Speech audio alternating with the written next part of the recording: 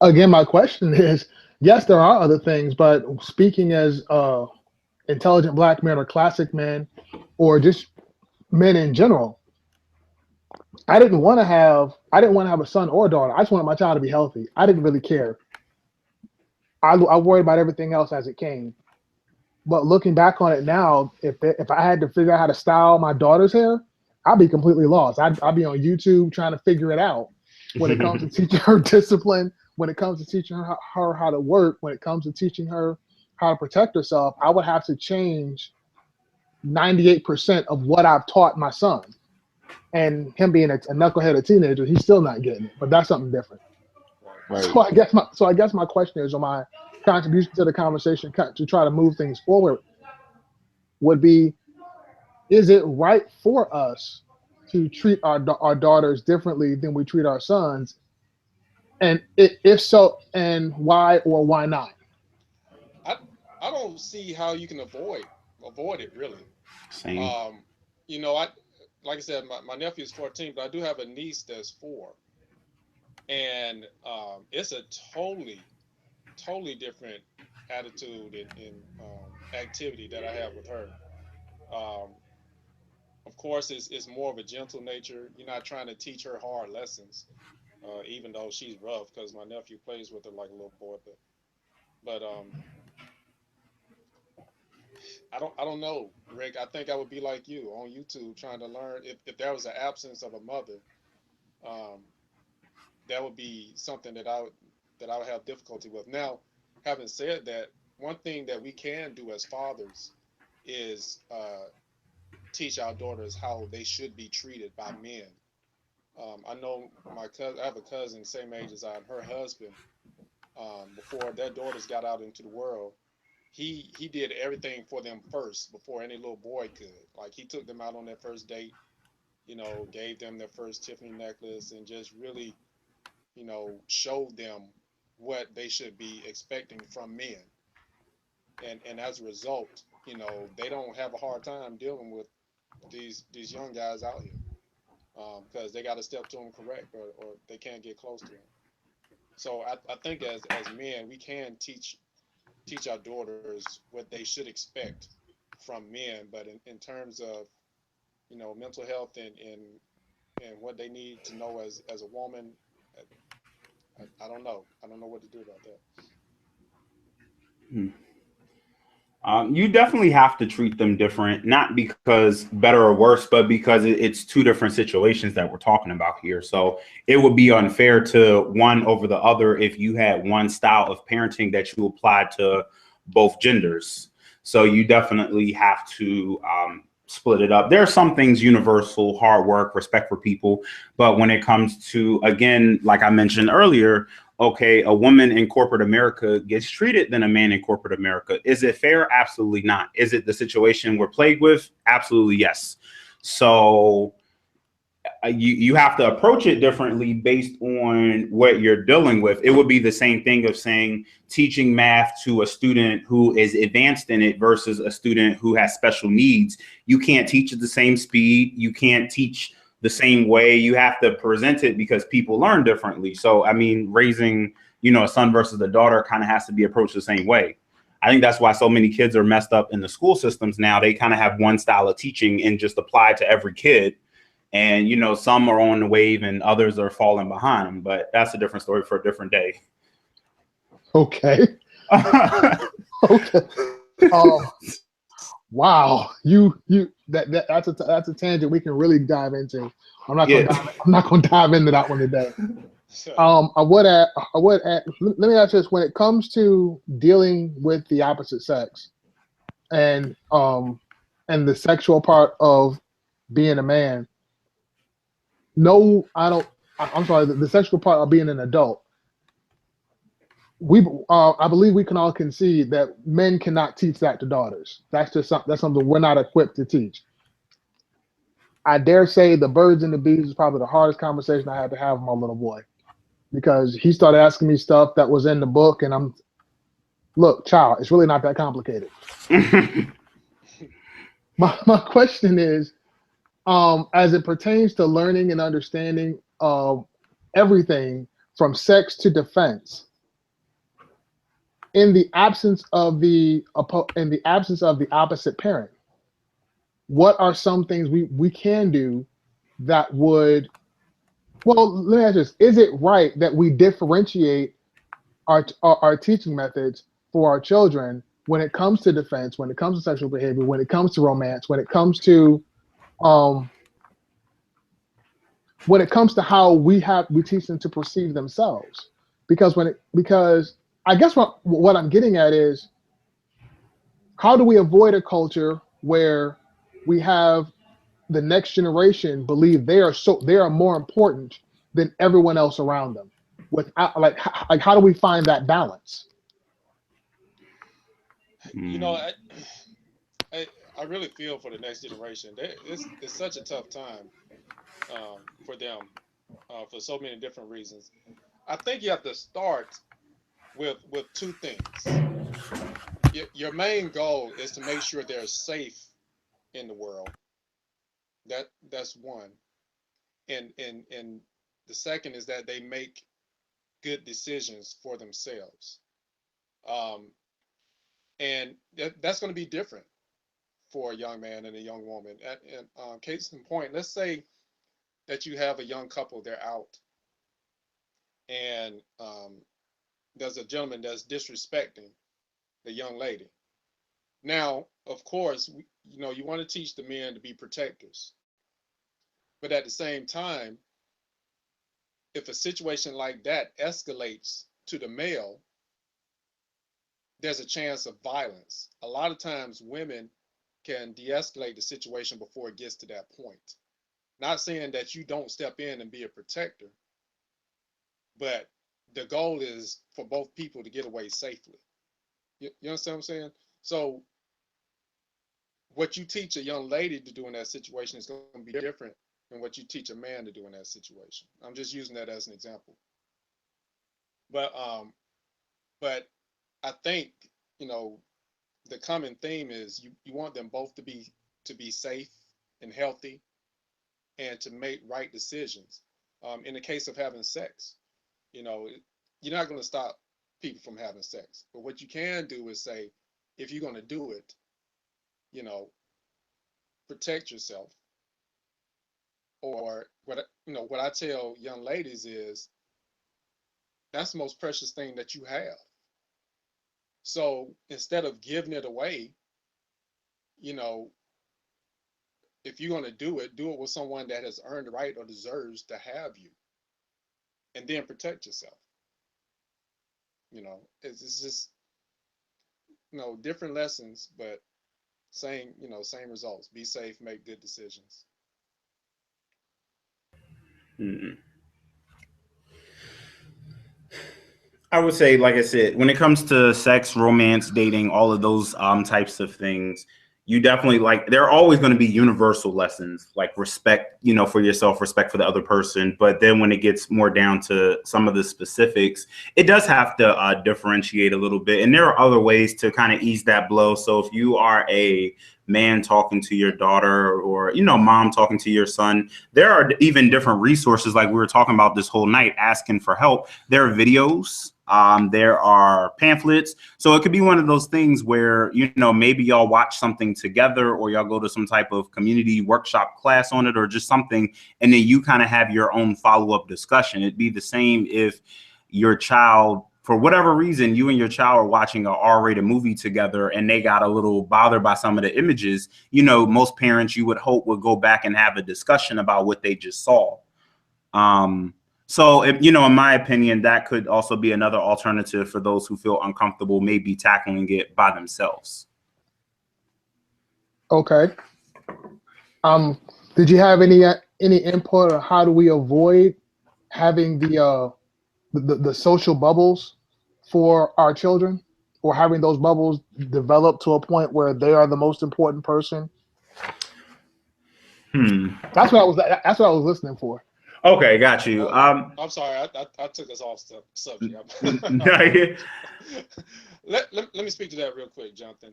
All I right. think I actually think our young people are learning that on their own. It's when I think about what's going on in the world right now, I also think about how things were in the past. It's kind of like a cycle. You know, our parents and grandparents, you know, there was more love, more unity, and things of that nature because they had to, you know, during that time because of all the stuff that was going on then. And then things got better, and the next generation didn't understand that, and we kind of got spoiled because now we have the freedoms and liberties to go out and do the things that we want to do. But now it's coming back full circle where you know our kids are having to face those same challenges that our parents faced, and so because of that, they're understanding that what's important right now is coming together, loving one another, you know, and uniting. So I think that just by the nature of the world, that the culture that we're in right now, they're learning the importance of that. Um, Even though we still need to teach it, you know, they know it's important. They don't know why it's important. You know, certain things, just like they didn't know why it was important to vote. You know, they decided not to vote, and as a result, you know, we have How about we don't talk about anything political because y'all can get me started, and that's just not going to be good for anybody. Yes, your favorite I'm, topic. It's I'm not. just I'm just using that to make a point. There are things that they're learning that they don't understand the importance of why you need to behave, why you need to have discipline, why you need to respect authority, things like that. They don't know the importance of it, but they're understanding that because of our culture that they got to do something. I And think it's yeah. Go I ahead. I'm think sorry. I think that it helps when you actually get back to a society where we teach volunteerism.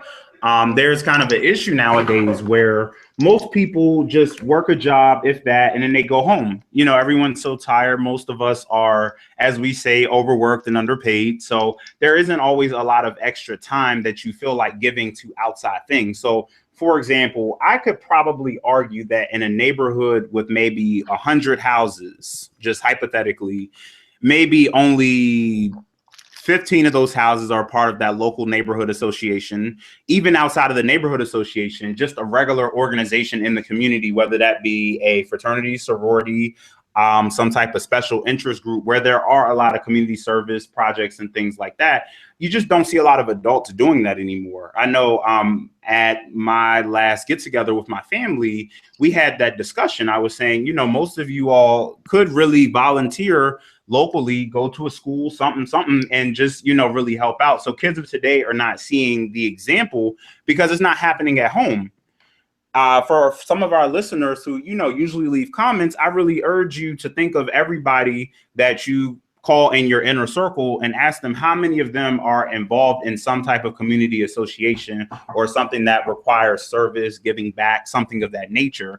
Once you see that, as a result, the kids are going to kind of transcend, you know, they'll be able to say things. Growing up my whole life, my mom has always been a part of the Red Cross volunteering campaign. So every year we always had the national walkathon for whatever, you know, they're used to those types of conversations because the parents are doing those things so they can have those discussions. That's a So good you, point. I agree. I'm sorry. Go ahead. No, I was saying that's a good point. I agree with Jonathan. It's kind of hard to have a conversation when we all agree on everything. Well, we're bringing up important issues. I think. We are, Yeah. but it's not really focusing on the differences in the way that we raise our children and the way that we raise children, so much as we're trying to focus on the way that the differences between the way we raise our sons versus the way we raise our daughters. Well, I think you mentioned earlier that I can't remember if it was you or Jonathan who mentioned that you have to teach your children to make good decisions, and um, he spoke to sexuality, where men have to know how to make good decisions, and women have to know that their body is their most precious thing, is the most precious thing they have. Mm. I have a theory as to why that is, but I'm curious as to why the two differentiating messages. Because for a man, that's the most precious part of him as well. So making good decisions could transcend to both, could it not? Whereas, and making, and and this is the most precious part. This is the most precious part of you. Can also transcend to both genders. Well, this, well, it is and it isn't. Let's take a high school football athlete slash star. Okay. You know, a lot of times they get caught up in child, molestation because of, some little girl that they were dating.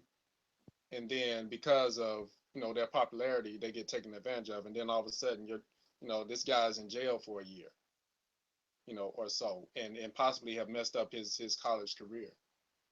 So we're going to teach our boys, our little boys to, how not to put themselves in that situation or how to deal with that. That's not a lesson that young ladies, have to learn. The lesson that they have to learn is, how not to put yourself in a situation where, you're in danger physically, by someone that you have an interest in or has an interest in you. You don't believe that a woman can be physically imposing to a man? Uh, I think she can, but in terms of how society looks at it, she's not going to necessarily face the same consequences. I can speak personally to that. I had a situation. I think we lost John. Hello? Jonathan, you still there? Yes. Okay. I think. Hey, we just picked up Roger. Hey, Roger, how you doing? Hey guys, how you guys doing? I'm sorry for being late. It's okay. We'll forgive you this time. All right, I appreciate it, guys. No problem. Picking up where I left off, I know for me personally, I had a situation where I was proposed by my boss. I was sexually harassed by my immediate supervisor, and I turned her down, and as a result, I was fired. Okay. And when I filed a complaint, it really didn't hold any water. People didn't believe me, that I was sexually harassed. Being a black male at work, it's like, yeah, right, okay. I wasn't able to get unemployment or anything because of that. And she propositioned me at work, and I turned her down. So that situation is not going to be handled the same with a woman. You don't think so? Because they pretty much ignored anything that I had to say. It wasn't taken seriously. But put a woman in that situation, being propositioned by a supervisor, and he's a black man, it's going to carry a lot more weight. I disagree with that totally. But I mean, that was my experience. Okay. I don't, you hear a lot about that. So let me pose this to Roger. Do you believe? Would you agree with his statement? Would you agree with Will that a woman's claim of sexual harassment will be met with acceptance, where a man's accusation of sexual harassment will be dismissed? Hear me? Can you hear me? Yeah. Yeah. Okay. So I lost you, and it may be my connection. I'm trying to see if I can get it better. Just change the internet provider. So excuse me, but I think you were saying, do I believe that a woman's perception of harassment will be the same or different from a man's perception? Well, we're talking about how black men raise their daughters differently than we raise our sons, and I was digging into, and I'm sorry, my stupid cat's bothering me. Will brought up sexual harassment. Okay. And Will, please feel free to correct me. It sounded like you were saying that a man being sexually harassed by a woman would be dismissed by society, where if a woman were to sexually harass a man, it would be accepted, or vice versa. And I wanted to get your feedback on that. I just, Yeah, I'm saying that a woman's claims usually holds more weight than a man's claims, in my opinion.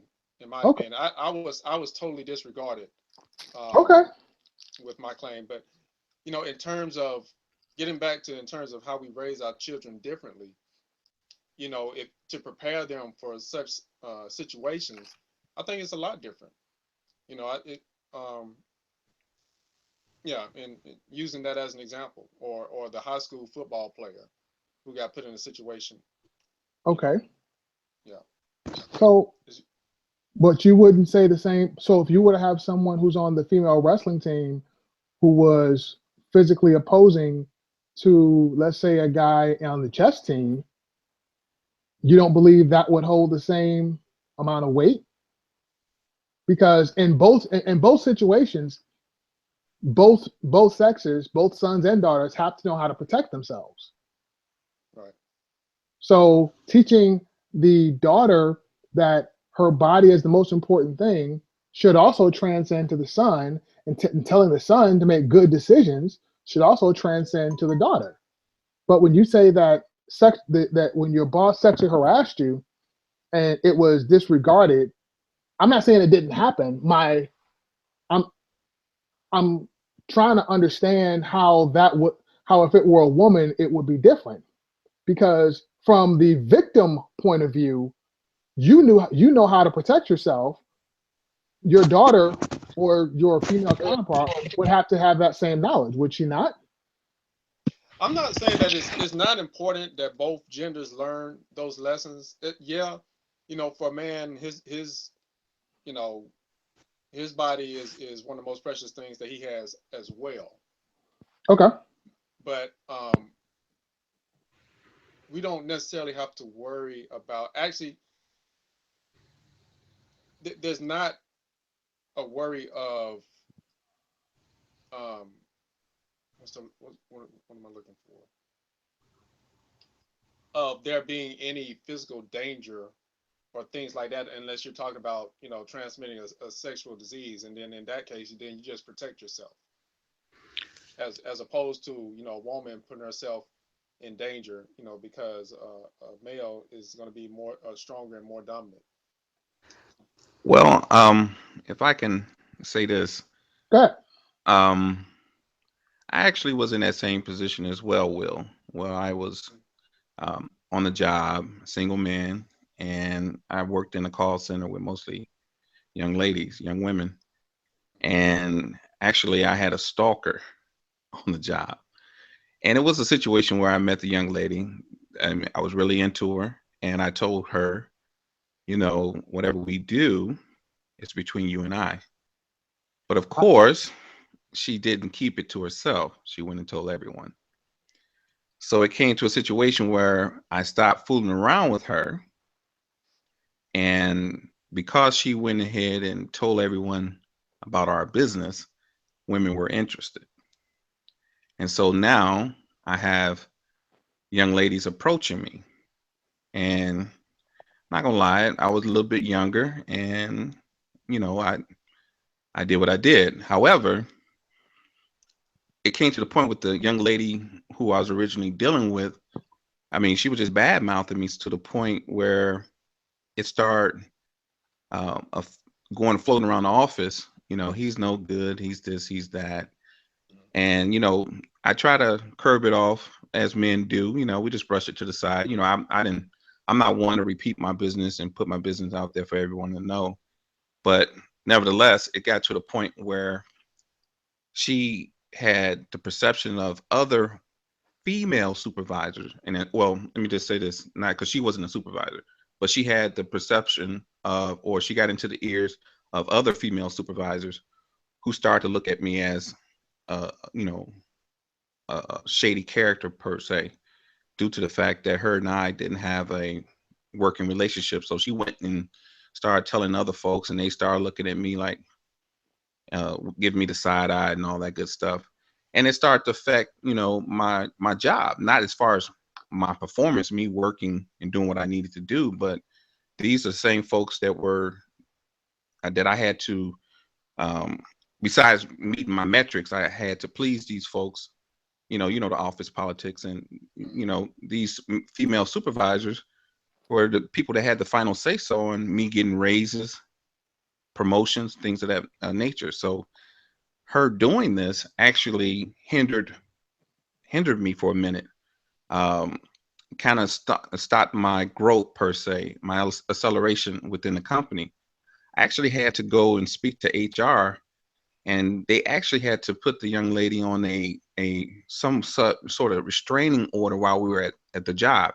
I couldn't be at the same place that she was, and vice versa.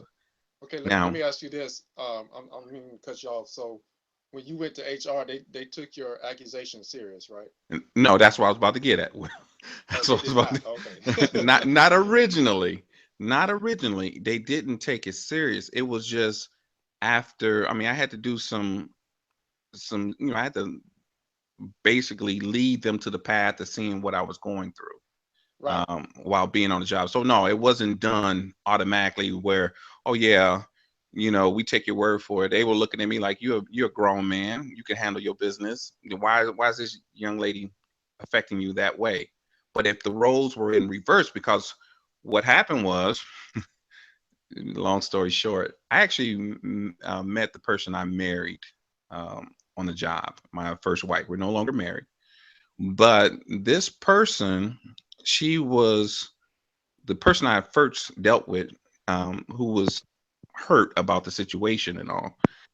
She tried to, once me and my wife started getting together and we met at the job, and I won't ever do that again, but it did cause friction with this individual, even though she's supposed to have restraining order, even though my ex-wife knew the whole story with her.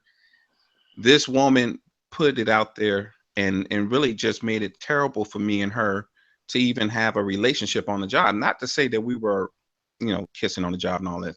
Just I couldn't be near my wife due to the fact that this woman has smeared my name. And then it just followed through. It was spread throughout the company. So it was kind of hard for me at first. But if once this young lady started to cry, the one that was stalking me, she started crying. This is when the situation changed for me, where they started looking at me as the bad guy because she was crying. So Yeah. it's never, they never look at us men as emotional people because we don't display that much emotion. However, this woman was affecting my pockets, which will affect my emotions. So Right.